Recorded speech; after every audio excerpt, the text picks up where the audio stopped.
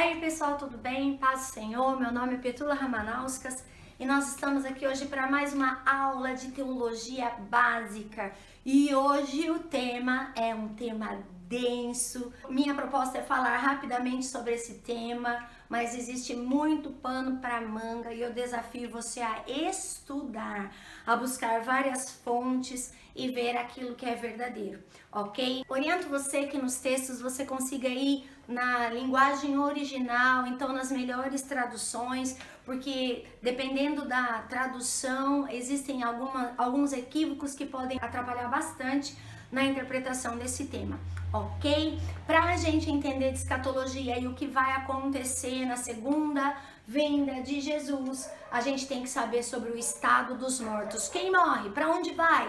O que acontece? Está dormindo? Está acordado? Né? Onde que está a pessoa que morreu? Né? Então hoje nós vamos falar sobre isso. Lembrando que, isso se você aprender isso, para mim já tá super beleza.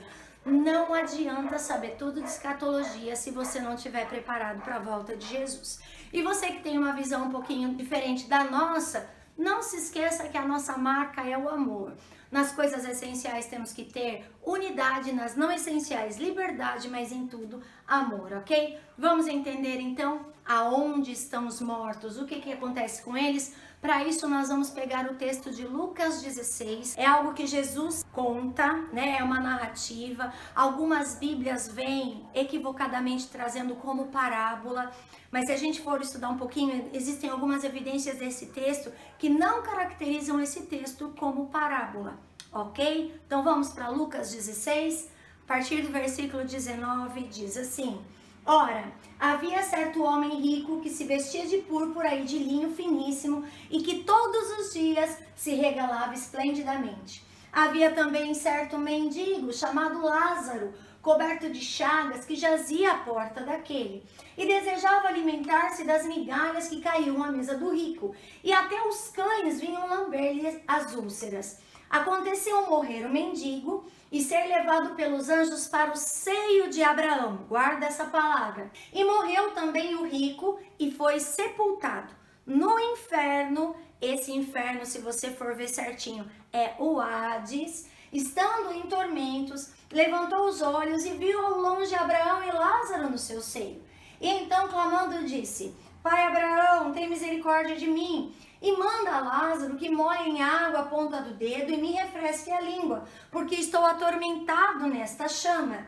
Disse, porém, Abraão: Filho, lembra-te de que recebeste os teus bens em tua vida, e Lázaro igualmente os males. Agora, pois, aqui ele está consolado, tu em tormentos. E além de tudo, está posto um grande abismo entre nós e vós, de sorte que os que querem passar daqui para vós outros não podem, nem os de lá passar para nós. Então replicou: Pai, eu te imploro que o mandes à minha casa paterna, porque tenho 5 irmãos, para que lhes dê testemunho, a fim de não virem também para este lugar de tormento. Respondeu-lhe Abraão: Eles têm Moisés e os profetas, ouçam-nos. Mas ele insistiu: Não, pai Abraão, alguém dentre os mortos precisa ir ter com eles para eles se arrependerem. E Abraão, porém, lhe respondeu: Se não ouvem a Moisés e os profetas, tampouco se deixarão persuadir, ainda que ressuscite alguém dentre os mortos. Então vamos lá, vamos analisar o texto. Esta imagem, ela está na Bíblia de Estudo Profético do Tim LaHaye. E eu gosto muito dessa imagem porque ela sintetiza a nossa aula de hoje, ok? Então vamos lá, eu vou explicando por partes e em todo momento nós vamos retomar essa imagem para conseguir entender um pouquinho melhor, beleza? Então o texto de Lucas 16 fala do mundo invisível dos mortos. Este mundo invisível dos mortos, ele é chamado no grego de Hades. No hebraico, ele é chamado de Sheol. É o mesmo lugar. Num primeiro momento, esse lugar ele era composto do quê? Do seio de Abraão, onde Lázaro, o mendigo, foi, um abismo, e do outro lado, um lugar de tormentos, onde o rico, por não ter ouvido Moisés e os profetas, acabou sendo levado para lá após a sua morte. Tanto o mendigo quanto Lázaro estavam mortos. E aí a primeira coisa que eu quero mostrar para vocês, eles morreram, mas o corpo físico deles morreu, mas imediatamente após a sua morte eles estavam conscientes. Um no seio de Abraão e o outro no lugar de tormentos, ok? Então a primeira coisa, né? Quando nós morremos, nós fechamos os nossos olhos para este mundo, mas nós somos seres eternos, nós fomos criados para a eternidade. Se nós nesta vida ouvirmos Moisés e os profetas, recebermos Jesus como nosso único e suficiente Salvador, nós vamos estar, após esta vida, num lugar de alegria e de gozo. Ao passo que aqueles que rejeitam Moisés, os profetas e o Senhor Jesus, eles vão estar num lugar de tormentos. Não existe sono na alma, não existe a questão de dormir na sepultura. Essas doutrinas surgiram a partir de erros na interpretação e na tradução das Sagradas Escrituras. Se nós formos pegar, por exemplo, textos como 1 Tessalonicenses 4 ou Coríntios 15, que fala dos que dormem, se você for no original, no grego, o correto não é os que dormem, mas são os que já morreram. Então, por conta dessa tradução equivocada, surgiram doutrinas equivocadas, mas o texto de Lucas 16 e outros textos deixam claro para nós que nós fechamos os nossos olhos para este mundo, mas já imediatamente abrimos os nossos olhos para a vida eterna, ok? Então, o seio de Abraão, onde o mendigo estava, um abismo, eles não podiam, neste primeiro momento eles se viam, o rico falava, deixa Lázaro vir, refrescar, né? A minha língua com um pouquinho de água na ponta dos seus dedos, mas Abraão fala, não tem acesso, nem daqui para lá, nem de lá para cá, né? Eles se viam, mas não tinham acessibilidade um ao outro, ok? Tudo bem até aí? Então este é o mundo invisível dos mortos, hebraico Sheol, grego Hades, no latim é traduzido por infernos, mas é um termo traduzido também equivocadamente e eu já vou mostrar para você por quê. Ok, primeira mensagem, vamos lá para os textos bíblicos. Sheol hebraico, para você gravar, Hades grego, infernos latim, que é um termo incorreto. Então tem o seio de Abraão, um abismo entre o seio de Abraão e esse lugar de tormento que faz parte do Hades, do mundo invisível dos mortos. Vamos para os textos bíblicos que falam sobre esse lugar de tormento no mundo invisível dos mortos. 2 Pedro 2,4 fala, ora, se Deus não poupou anjos quando pecaram, antes precipitando-os no inferno, no original está Hades, os entregou a abismos de trevas, reservando-os para o juízo. Tá vendo? A nossa tradução, ela peca. Então nós temos que ir no original para entender verdadeiramente o sentido da palavra desse lugar de tormento. Judas 6 diz assim, e há anjos, os quais não guardaram o seu estado original, mas abandonaram o seu próprio domicílio. Ele tem guardado sob trevas em algemas eternas para o juízo do grande dia. Apocalipse 20, versículo 3 diz assim, lançou-o no abismo, fechou e pôs selo sobre ele, para que não mais enganasse as nações, até completarem os 1000 anos. Essa tradução para inferno, na nossa Bíblia, nas traduções mais acessíveis, né, que nós temos, esse inferno que é traduzido, na verdade, no grego do Novo Testamento, é Hades. E fala desse lugar de tormento. Lá em Apocalipse, quando fala do lago de fogo e enxofre, é Tofete no hebraico, ou melhor, Tofete, né? Ou Geena no grego, para sempre longe de Deus, que aí é o inferno mesmo. Ou seja, vamos fazer um paralelo aqui entre o inferno e o lago de fogo. Aquilo que a gente conhece como inferno hoje, na verdade é um lugar de tormento. O lugar de eterna perdição, onde inclusive Satanás e seus demônios serão lançados, é o lago de fogo e enxofre. Mas isso é lá no Apocalipse, lá no final dos tempos, onde o próprio Hades vai ser jogado dentro do lago de fogo e enxofre, conforme João nos relata em Apocalipse. Então, isso que hoje, né, o senso comum diz que é o inferno, na verdade é um lugar de tormento, onde as pessoas sem Deus estão, ok? Olha só, lá em Apocalipse, capítulo 20, versículo 10, está escrito: o diabo, o sedutor deles, foi lançado para dentro do lago de fogo e enxofre, Tofete, ou Geena no grego, né? Onde já se encontram não só a besta, como também o falso profeta, que está escrito lá no Apocalipse 19 e 20. E serão atormentados de dia e de noite pelos séculos dos séculos.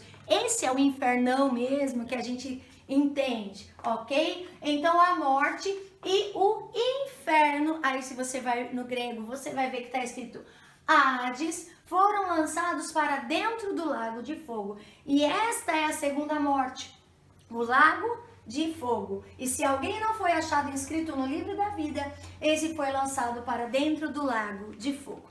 Ok? Então aquilo que a gente entende, repetindo, como inferno no senso comum, na verdade é o Hades. É esse mundo invisível dos mortos, onde as pessoas vão que não tem Deus, ok? E antes de Jesus iam para o seio de Abraão aqueles que conheciam ao Senhor, a lei e os profetas. O infernão mesmo, que é aquele que vai queimar pela eternidade e não tem mais como sair, é o lago de fogo e enxofre, e inclusive o Hades vai ser jogado lá dentro, segundo o texto bíblico que nós acabamos de ler, ok? Vamos retomar o nosso quadro? Pois bem, Lucas 16 fala para nós do mundo invisível dos mortos, que tem o seio de Abraão, um abismo e esse lugar de tormentos. Esse lugar é conhecido como Sheol ou como Hades, ou no senso comum como inferno, mas não é bem o inferno que a Bíblia diz para nós que realmente é o lugar que nós estaremos eternamente separados por Deus. Quando Jesus morre na cruz do Calvário, a Bíblia diz para nós que ele desce às regiões inferiores da terra e ele prega aos espíritos em prisão e ele leva cativo o cativeiro. Quando Jesus morre, na sexta-feira, ele desce ao Hades. E aí ele vai até o seio de Abraão e fala para Jó, que estava lá, fala para Abraão: olha, eu sou aquele que você creu. Né? Fala para Jó, você não disse que o seu Redentor vivia? Eu estou aqui. E ele leva cativo o cativeiro. Então ele pega e leva quem estava no seio de Abraão para o paraíso, que Paulo chama de terceiro céu. E quem estava sem Jesus? Jesus também vai até eles e fala: olha, quando vocês rejeitaram a mim. Então, por rejeitar a mim, vocês já estão em condenação e vão aguardar até o momento deste Hades ser lançado dentro do lago de fogo e enxofre. Vamos ver os textos bíblicos que fala sobre o paraíso. Efésios 4:8, Paulo nos ensina: por isso diz, quando ele subiu às alturas, levou cativo o cativeiro e concedeu dons aos homens. Ora, que quer dizer subiu, senão que também havia descido até as regiões inferiores da terra? Aquele que desceu é também o mesmo que subiu acima de todos os céus para encher todas as coisas. 2 Coríntios 12:2, Paulo fala: conheço um homem em Cristo que há 14 anos foi arrebatado até o terceiro céu. Se no corpo ou fora do corpo, não sei, Deus o sabe. E sei que tal homem, se no corpo ou fora do corpo, eu não sei, Deus o sabe, foi arrebatado ao paraíso e ouviu palavras inefáveis, as quais não é lícito ao homem referir. Olha lá, até antes de Jesus, quem morria com Deus ia para o seio de Abraão. Quem morria sem Deus, para o lugar de tormento. Quando Jesus morre na cruz, desce à região inferior da terra, prega aos espíritos em prisão, leva cativo o cativeiro, leva as pessoas que acreditavam nele para o terceiro céu, que é esse lugar que Paulo relata, ok? No terceiro dia, então, Jesus ressuscita, sai da sepultura, no hebraico keber, né? E aí, então, ele sobe para se assentar à destra do Pai. Vamos lá, após a ressurreição, então, de Jesus, Efésios 4:8 diz: subindo ao alto, levou cativo o cativeiro. O texto que nós já lemos, né? Quem é que subiu senão aquele que desceu? Então, primeiro ele desceu e depois ele sobe então para estar acima de todas as coisas. João 3,13 nos diz: ora, ninguém subiu ao céu, senão aquele que de lá desceu, a saber, o Filho do Homem que está no céu, mostrando que a origem de Jesus é no céu e que ele tem autoridade para descer às regiões inferiores da terra e depois ressuscitar e voltar ao céu, que é o seu lugar de origem. E 1 Pedro 3,18 diz: porque também Cristo padeceu uma vez pelos pecados, o justo pelos injustos, para levar-nos a Deus, mortificado na verdade na carne, mas vivificado pelo Espírito, no qual também foi e pregou os espíritos em prisão, o qual, depois de ir para o céu, está à destra de Deus, ficando-lhes subordinados anjos, potestades e poderes. Ok? Então vamos lá. Antes da morte de Jesus, seio de Abraão, lugar de tormento. Jesus morre, desce às regiões inferiores da terra, leva cativo o cativeiro. Ele volta, ressuscita e então é assunto ao céu e está à direita do Pai. Pastor, aí quem morre hoje? O que acontece com quem morre hoje? O que Jesus disse para o ladrão da cruz? Hoje mesmo estarás comigo no paraíso. Então quem morre com Jesus hoje não vai mais para o seio de Abraão, porque Jesus já levou cativo o cativeiro. Hoje, quem morre no Senhor já fecha os seus olhos aqui e abre os seus olhos lá no paraíso. E se alguém morre sem o Senhor, ainda continua indo para o Hades, para esse lugar de tormento, pelo senso comum conhecido como inferno, mas que depois esse lugar de tormento vai ser jogado lá no lago de fogo e enxofre, lá no fim dos tempos, quando, por ocasião da manifestação da Trindade satânica, então eles que inauguram esse lago de fogo e enxofre, e depois o inferno é jogado lá, como a gente viu, o Hades é jogado lá, como a gente viu lendo Apocalipse 20. Ok? Deu para entender? Quero ver as suas dúvidas, quero ver os seus comentários, tá bom? Se você tem uma visão diferente da minha, peço que você respeite, assim como eu respeito a sua, ok? Vá, eu desafio você, vá no original. Estude o original, tanto no grego quanto no hebraico. Vá buscar, veja que as nossas traduções bíblicas muitas vezes pecam com algumas coisas, né? Dizendo que estão dormindo e na verdade não estão. Paulo e os outros escritores deixam claro que aquelas pessoas morreram e não estavam dormindo na sepultura. Beleza? Então vamos lá? Não adianta saber tudo de escatologia e não estar preparado para a volta de Jesus. Por que a gente teve que ter essa aula agora? Porque na próxima aula nós vamos falar sobre a segunda vinda de Cristo e sobre o arrebatamento. E o arrebatamento vai mexer exatamente, né, primeiro com aqueles que já morreram. Então aqueles que estão no paraíso, o que vai acontecer com eles por ocasião do arrebatamento? Então essa aula é uma prévia para a gente poder entrar na próxima. E eu espero você, ok? Que Deus abençoe grandemente a sua vida. Se inscreva aí no nosso canal, curta, compartilhe, nos ajude a divulgar a palavra de Deus e a verdade das Escrituras Sagradas, tá bom? Que Deus abençoe grandemente a sua vida. A Ele toda honra, toda glória e todo louvor. E eu espero você na próxima aula para falar sobre a segunda vinda de Jesus. Um beijo e até lá!